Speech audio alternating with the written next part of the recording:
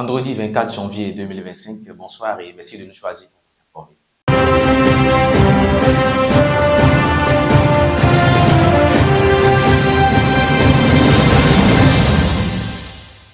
On ouvre cette édition par une note de sécurité et de coopération.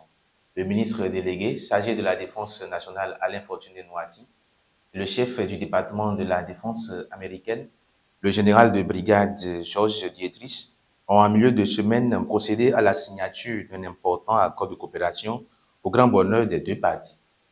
Il s'agit d'un accord d'acquisition et d'assistance mutuelle entre l'armée béninoise et l'US Africom.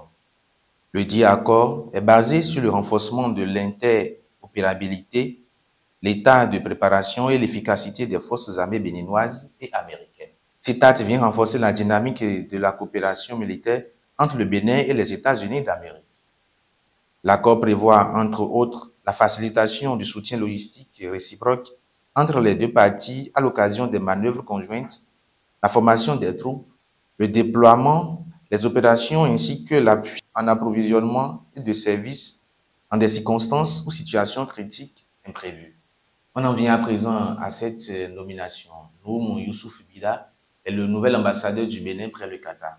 Cette nomination du président de l'Organisation des jeunes du bloc républicain, apprend-on, est intervenue après la visite à Doha le mercredi 15 janvier 2025 d'Olosegun Adjadi Bakari, ministre béninois des Affaires étrangères. Le chef de la diplomatie béninoise, au cours de ce déplacement, a félicité les autorités du Qatar pour tous leurs efforts en faveur d'un cessez-le-feu permanent dans la bande de Gaza. L'ancien député élu dans la 13e circonscription électorale Noum Bida Youssouf succède ainsi à Mohamed Baré, nommé conseiller à la haute autorité de l'audiovisuel et de la communication.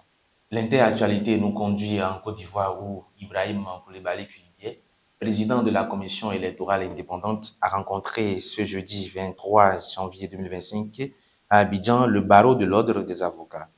Une séance d'échange au cours de laquelle ce responsable a expliqué comment il compte notamment assurer la tenue d'une élection présidentielle apaisée en octobre 2025. Et pour finir, l'avenir de l'OTAN est en débat après le retour de Donald Trump au pouvoir. Selon le secrétaire général de l'organisation, Mark Rutte, les Européens doivent dépenser plus pour leur défense et payer pour les armes que les États-Unis enverront à l'Ukraine. Ce sera tout pour cette édition du soir. Merci de l'avoir suivi.